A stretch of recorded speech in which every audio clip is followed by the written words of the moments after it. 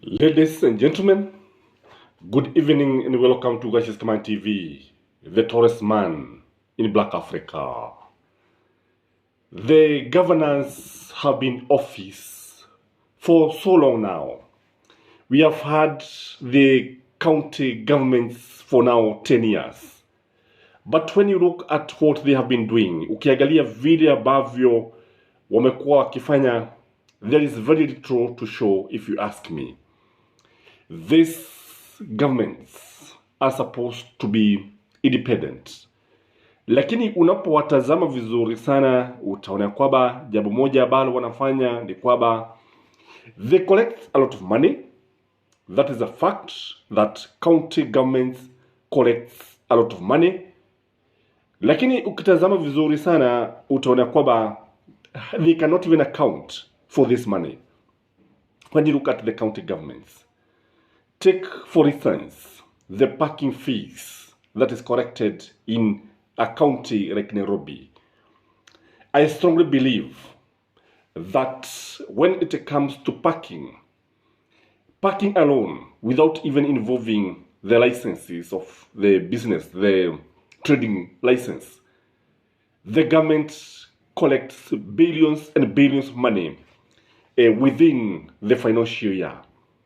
Indeed, if you ask me, the county governments are supposed to be independent. If you ask me, the county governments are supposed to carry their own cross, because kulingana na vile ambavyo tunaona watu wakilipa kodi, wanalipa wengi sana na they collect billions and billions of money.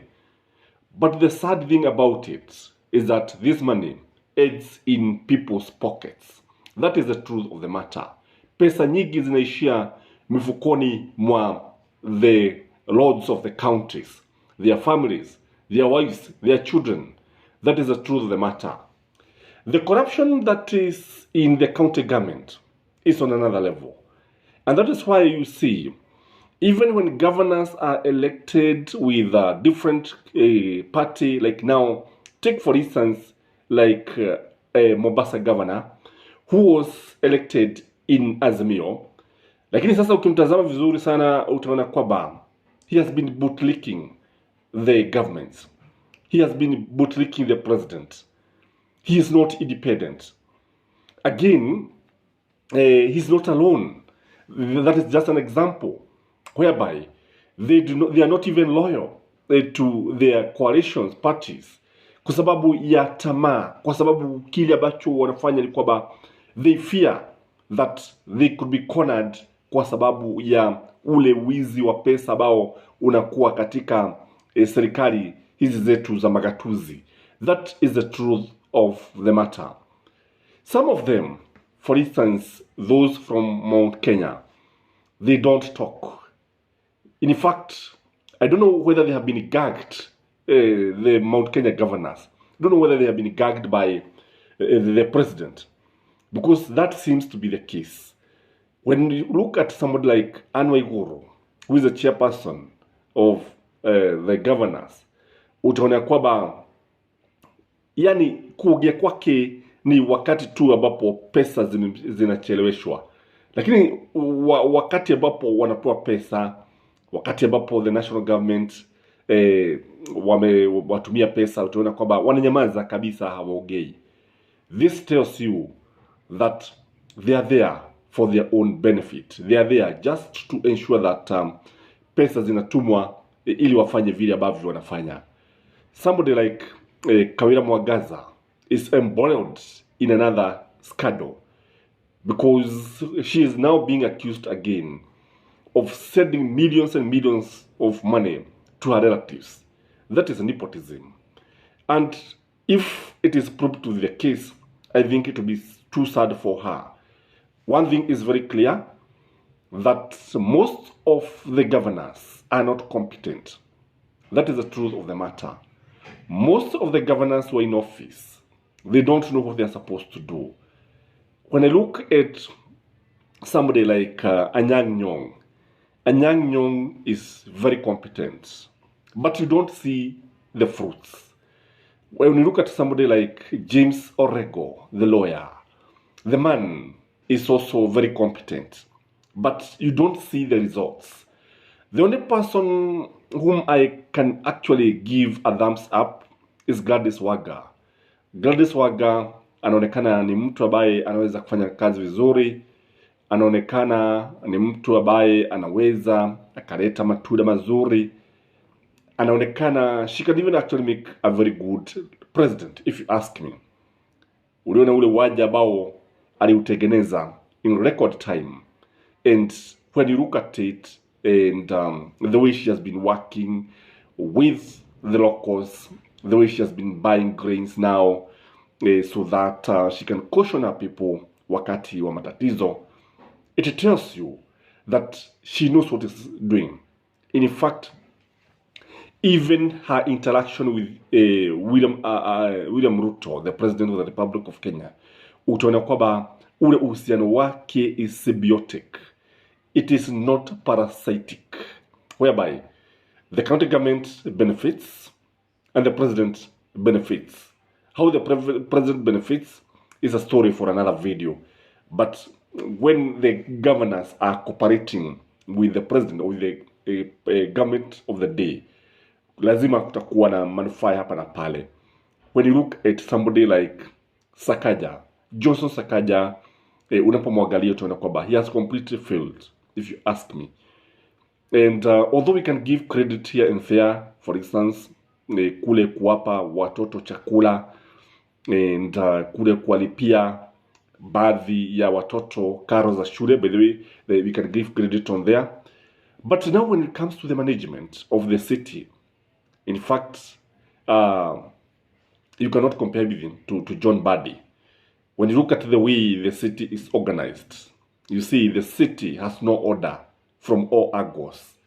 But Kenyans are still paying for the services. You look at some estates, there are no water. There's no water. The taps are dry. And it takes a week to see some drops of water oozing from the taps. Some estates, you can go for 1 week bila hata kuona maji. The same trade is repeated in all counties. In Kiambu, there are some estates ambapo and unajua Kiambu has so many sources of water. Kuna mito katika county ya Kiambu, lakini unapata baadhi ya sehemu, baadhi ya vitongoji, baadhi ya miji hamna maji. Yet utapata ya kwamba the water companies continue billing the citizens, the residents, ingawa hamna maji. You know, there are some standing charges you have to keep on paying. That is the truth of the matter. When you look at Murang'a County, when you look at Kang'ata na uji wake pale, sasa si wa barua, ni Kang'ata wa uji, kwa sababu we saw the president launching uji, and unapoangalia tunaona kwamba hakuna mengi ya kujivunia pale. Hakuna mambo mengi ambayo tunaweza tukasema yanaendelea pale. Unapoangalia kwa mfano barabara zile ambazo zinapatikana kule vijijini, because this is the work of the county government, they are shoddy. The work is shoddy that is usually done there. Hakuna manufaa ambayo tunaweza kusema kwamba yanaweza kuhusishwa na ugatuzi. Ugatuzi unapoangalia utaona kwamba haujaleta manufaa mengi kama ilivyotarajiwa. But the problem seems to be the governors, if you ask me. Some are beholden by the members of the county assembly. You have to keep on bribing the members of the county assembly, do a petition miswada, so that they don't impeach you. That is the truth of the matter. And what this means is that Kenyans will continue paying for huge taxes to sustain this ineffective administration. But I believe that the framers of our constitution, when they came up with the constitution, when they came up with the county government, when they came up with the devolution, that is not what they meant. And I would think, because Raila is the father of devolution, Raila is the person who is behind the devolution, I think he should be given a chance to train these people and show them how devolution is supposed to work. Because devolution was supposed to bring services closer to the people. Devolution ni maendeleo mashinani. Devolution ni kuleta mambo muhimu kabisa kwa mwananchi wa kawaida. And although in some places devolution has worked miracles, that the true vision of Raila AMOLO ODINGA is yet to be realized. And if there's one area that Raila AMOLO ODINGA will be remembered by many generations, it is the area of devolution and the new constitution. For these two areas, Raila AMOLO ODINGA scores very highly. And for this one, it tells you that Raila AMOLO ODINGA is one person who have always had the interest of common mwananchi at heart. And that is why I have also opined that if there is one thing that this country missed, is the Madeira moment of 2022. And I don't know where you're watching this video from, but if you ask me, Raila AMOLO ODINGA still has a big role to play as far as devolution is concerned, by training these governors, by telling them what they are supposed to do, by showing them the way, kwa sababu wamepotea, hawajui kile ambacho wanafaa kufanya. Na until this is done, because when I look at the national government also seems to be clueless. Indeed, they have not even transferred all the functions that are supposed to be transferred to the county governments. Like the health, we have seen the CS health trying to lord it over the county government, trying to do so many things. Now, when you look at some of these functions are for the county government. I don't know what you think, but if you ask me, we need to do a lot. This guy is Command TV, the Torch Man Black Africa. May you please like this video and have a lovely night. Bye-bye.